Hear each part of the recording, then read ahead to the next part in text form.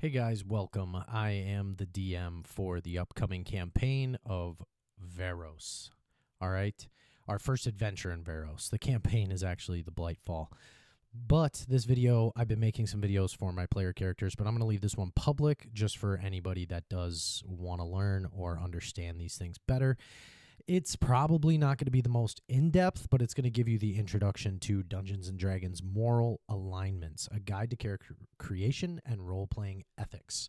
This is a World of Vharos edition. It's going to be very similar, obviously almost identical to what D&D has for their moral alignments. But that being said, let's jump into it. All right. First off, understanding the heart and mind of your hero or villain. That's one of the purposes of the alignment system.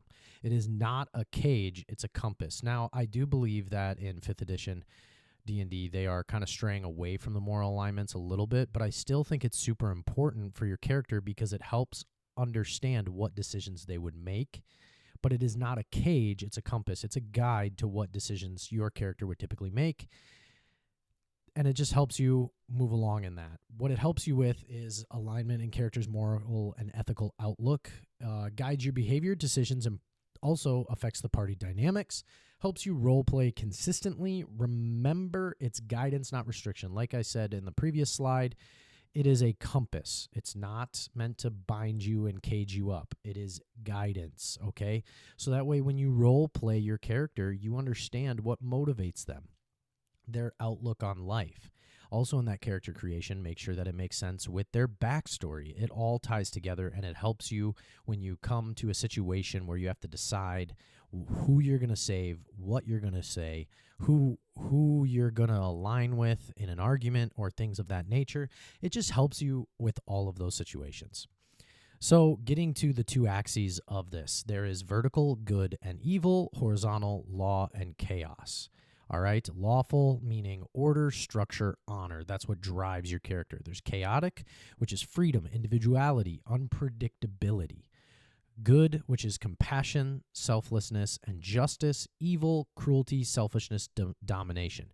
Any one of these things motivates your character. It doesn't mean that if you are, lawful evil, that you're completely cruel, selfish, and have a innate fascination with domination. It could be just one of those things, or it could be all of those things.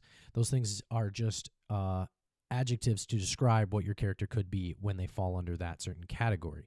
But those are the two axes. Next, I have this diagram to help you with this. Towards the top is good, towards the left is chaotic, towards the right is lawful, towards the bottom is evil. So when you're picking your character, it asks you what your alignment is going to be. There's chaotic good, which is summed up in the rebel. There's neutral good, which is the helper. There is the crusader, which is lawful good. Then you have chaotic neutral, very free-spirited. True neutral, the balanced. All right. Lawful neutral, the judge. Chaotic evil, the destroyer. Neutral, evil, the schemer. Lawful evil, the tyrant. These are just ways to sum it up, and this diagram I just feel like helps show you even more so where your character could fall on this chart. Examples of this in fantasy, Aragorn from Lord of the Rings is lawful good. Jack Sparrow is chaotic neutral. Darth Vader is lawful evil. Gollum is neutral evil. Okay? In Vharos, if you've been paying attention to the lore, perhaps Garen Sunblessed would be more of a lawful good because he was very structured based on honor and his religion and worshiping Solareth, the god of the sun. Or Heliath, who is lawful evil. He does uphold a certain level of law, but he is ultimately evil. He could also fall under, if we go back to chaotic evil, because he is destroying. But at the same time, if we understand his motivations, which I'm not going to get into a ton just yet, because some of that is going to be revealed in the campaign itself, he might fall under more of chaotic evil or maybe lawful evil. We're not sure 100%. Either way, we know that he could fall into one of those categories. Next, let your alignment influence, not control your actions. How this plays out at the table. Work with others even if they see the world differently. That is something that we need to understand, that this is a cooperative game, a collaborative game, that even if your alignment is lawful evil, you can still partner with somebody who is lawful good. Even though you're polar opposites, it doesn't mean that you can't work together. Okay? Role play personality, not perfection.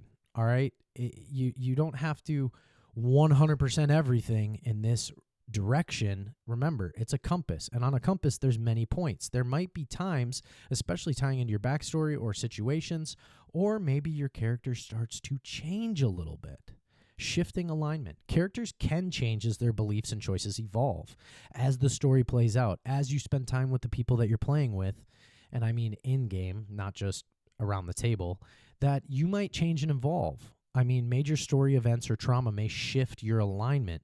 Just make sure that you discuss these changes with your DM because they can become more meaningful. They might be able to tell the story of why this happened, how this happened, and give you a big moment where your heart grew 4 sizes that day, like the Grinch. Choosing your alignment. Define your core values, understanding your backstory. Ask what laws, gods, or causes you serve. In Vharos, there are different religions, though they've been snuffed out. They are still existing. There are deities in this world. There are also cults. There are different groups of people that have different beliefs and so on that tie into the typical D&D creation world and things like that. Decide what you would sacrifice for. Would you sacrifice for anything? Reflect on justice, freedom, and power. These are main themes within a world, medieval world, fantasy world, and so on, especially in Vharos. But in any world you step into in the D&D universe, justice, freedom, and power are going to be things that are revolving around your player's alignment. What alignment best fits your character and why? Go ahead and answer these. You can put in the comments down below, or you could just answer this yourself. These are questions to ask yourself or discuss with your table or DM. Consider your backstory goals in the world of Vharos or whatever world you're stepping into and understanding how your alignment would make sense with those things. If you are an extremely tortured individual with a really dark past, you might not be lawful good, right? Just like if you have a great past and you grew up religious in this world, or a monk in the monastery somewhere, or whatever it may be, you might not be lawful evil. Though there are times where maybe you're one of those people that slip through the cracks, right? And you do have that inside of you, but you've been masking it and hiding it, and that could play into your backstory. And people would look at you and not suspect that you would be lawful evil because you were a religious priest or cleric or whatever. But then it turns out that you actually are. It could make it very interesting. So in closing, in the end, your choices, not your alignment, define your legend, okay? Your choices, the roll of the dice, the story that unfolds will define who you are as a hero or a villain. It is not just based on your alignment. The last thing is just some comments that I have to say about this. Understanding that this choice is a big choice, but again, it can transform and change. But make sure that plays into the story and talk to your DM if, let's say, you get 1 to 2 sessions in and you're like, I don't like the way my character is going. Can we bring something here that helps change this, transform this? And your DM should be more than willing to help you and create some story or opportunities for your character to change and transform so you can start having fun. Just because you make the decision at the beginning doesn't mean that it's going to be that way forever. These are dynamic characters that are meant to have character growth and change, but also they don't have to. It's all about having fun at the end of the day and working with your team to create an amazing story. So hopefully that helped you understand the alignments and motivations for your character. Hopefully you enjoyed this video. We'll catch you guys later. See ya.